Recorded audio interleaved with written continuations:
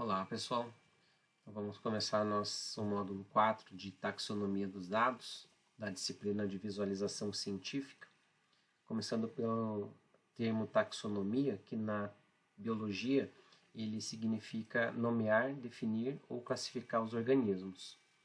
Com os conjuntos de dados nós vamos utilizar essa mesma ideia e a taxonomia ela vai representar uma estrutura formal de classes ou tipos de objetos dentro de um domínio de conhecimento, utilizando atributos e rótulos para facilitar a localização de informações relacionadas a esses dados. Então, a definição e uso de uma taxonomia pode oferecer benefícios adicionais, porque os usuários do sistema eles vão fazer a categorização de conteúdos usando um conjunto de rótulos que pode ser considerado como ponto de referência para a integração de diferentes sistemas. Quando olhamos uma tabela de dados, a última coisa que nós queremos é ler linha por linha para fazer a compreensão dos dados que estão nela. A taxonomia dos dados ela vai permitir que essa leitura detalhada não precise ser feita. Então, a taxonomia dos dados ela é uma classificação de dados em grupos hierárquicos para criar uma estrutura, padronizar a terminologia e popularizar um conjunto de dados dentro de uma organização. Os gráficos de taxonomia dos dados eles vão mostrar a hierarquia usando caixas e linhas e eles limitam os dados mostrados aos nomes das observações e aos atributos disponíveis. Esses gráficos eles têm regras flexíveis de design e granularidade, o que significa que eles podem ser personalizados de acordo com as necessidades da empresa. Eles também são muito semelhantes a outros gráficos de estruturas de dados, incluindo ontologias, hierarquias, metadados, que são dados de conjuntos de dados, classificações de dados e dicionários de dados. Então, nós devemos criar regras específicas para classificar ou categorizar qualquer objeto em um domínio, porque essas regras devem ser completas, consistentes e inequívocas. Além disso, essas regras devem ser bem construídas para garantir que qualquer objeto recém-descoberto ele se encaixa em apenas uma categoria. Todas essas propriedades de classe acima de uma determinada classe, elas vão ser herdadas, que é o conceito de hierarquia. Pode acontecer também que uma classe tenha novas propriedades resultantes da associação de cada objeto em relação aos demais objetos. Uma taxonomia dos dados é uma estrutura hierárquica que vai separar os dados em classes específicas de dados com base em características comuns. Essa taxonomia é uma forma conveniente de classificar os dados para provar que eles são únicos e sem redundância.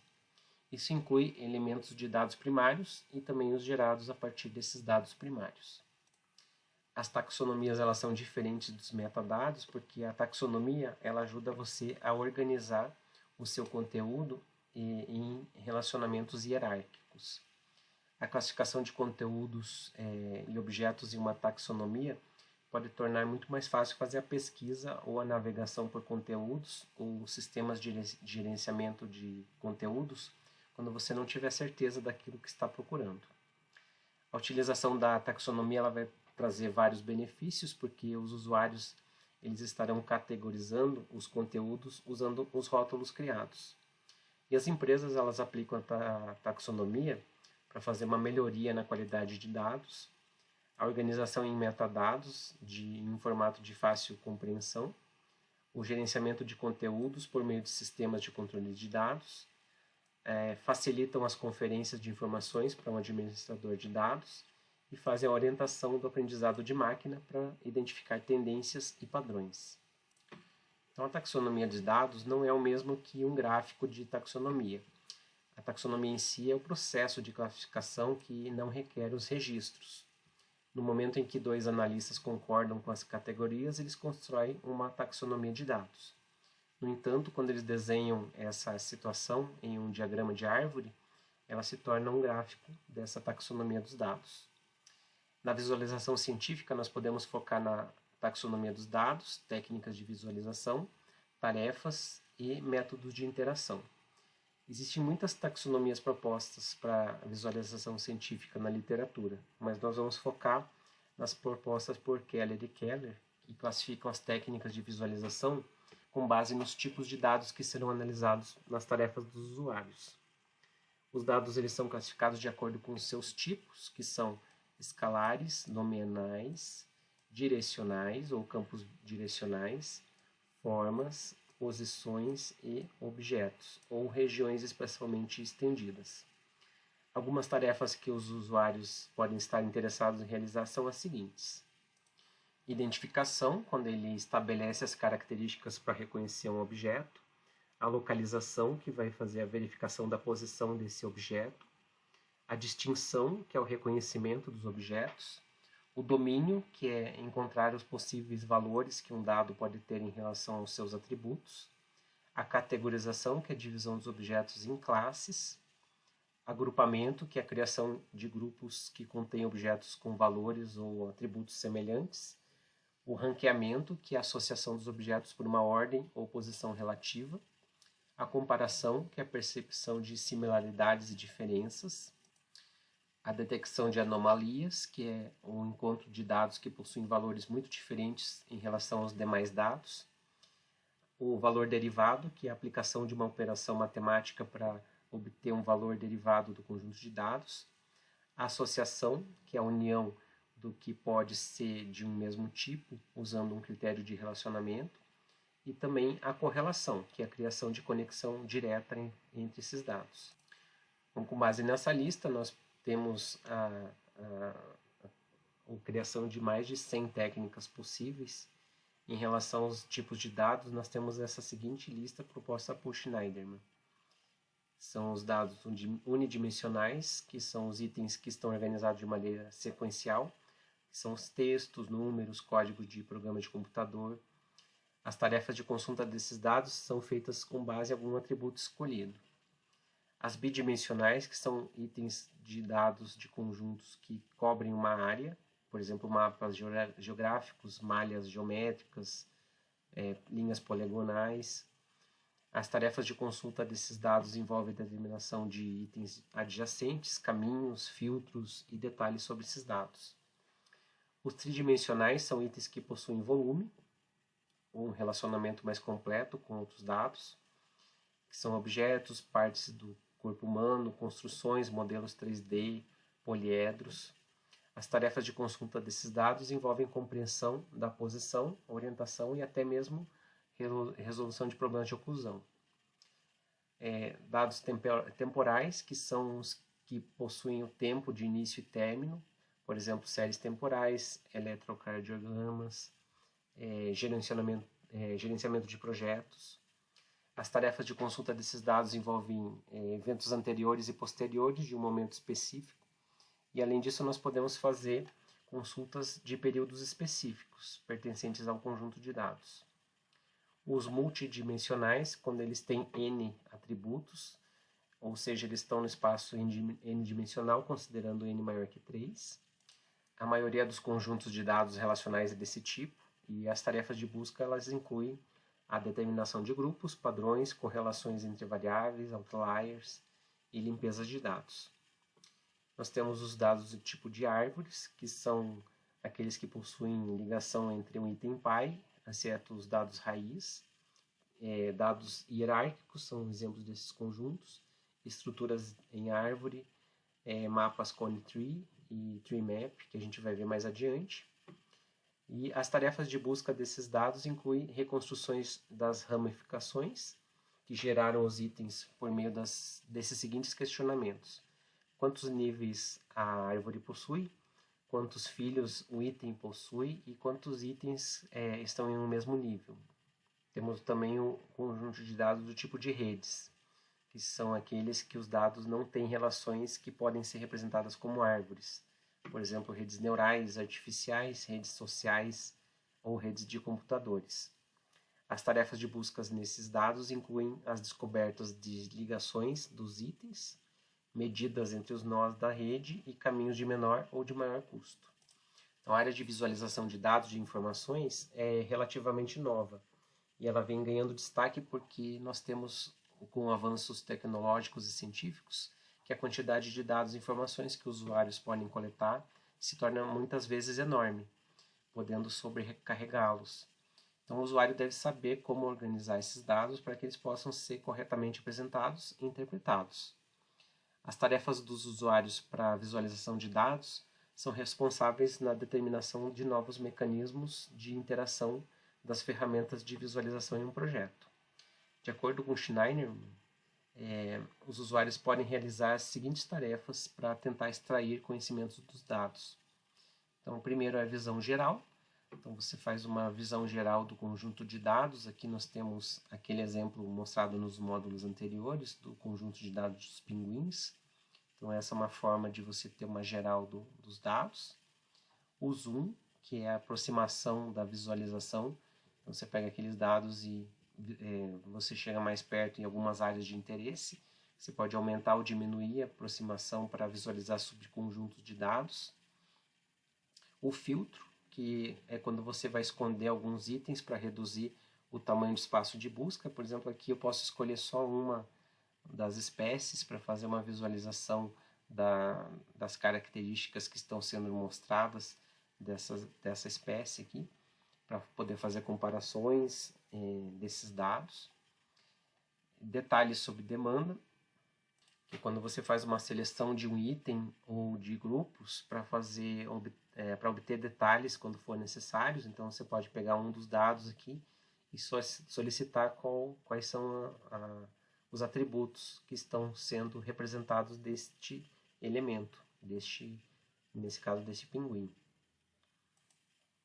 Então, aqui nós temos um outro exemplo que é muito conhecido, né? Então você pode fazer de mapas geográficos, pode pedir, por exemplo, de uma localização, quais são os dados de um local, ou você pode pedir dados de um evento climático que ocorreu, que nesse caso aqui, que é de um tornado aqui, você pode obter esses dados.